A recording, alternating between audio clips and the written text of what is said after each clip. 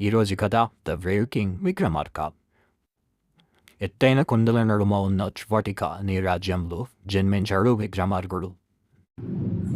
అతని యొక్క స్వభావం ఎప్పుడూ గంభీరంగా ఉండేది. ఎంతటి శత్రువునైనా ఎదిరించేంత గొప్పగా ఉండేవాడు.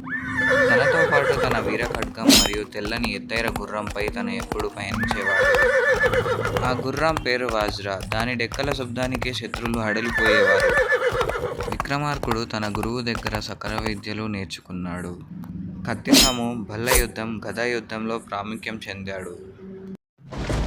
అయితే ఒకరోజు విక్రమార్కుడు తన రాజ్యం చివరున్న అడవి గుండా వెళ్తుండగా ఒక విచిత్రమైన శబ్దాన్ని గమనించాడు. అదేమిటని చూడగా ఒక ఒంటికన్ను రాక్షసుడు భయంకరంగా విచిత్రమైన శబ్దాలు చేస్తూ తన రాజ్యం వైపు దూసుకొస్తుండగా చూశాడు. తన రాజ్యంలోని ప్రజలపై దాడి చేయడం చూసి విక్రమార్కుడు ఆ రాక్షసుడితో యుద్ధం చేయసాగాడు. విక్రమార్కుడి వీర ఖడ్గంతో రాక్షసుడు తల, చెయ్యి నరికిన అతడు చావలేదు. దాంతోపాటు అతని కంటి నుంచి వచ్చే నిప్పుల వర్షంతో ప్రజలందరూ విలవిలలాడుతూ ఉన్నారు.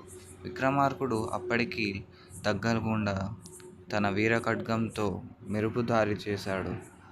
ఆకాశంలోకి ఎగిరి తన వీర ఖడ్గాన్ని వజ్రాయుధంలా మరిచి ఆ రాక్షసుడి కంటిలో పొడిచాడు.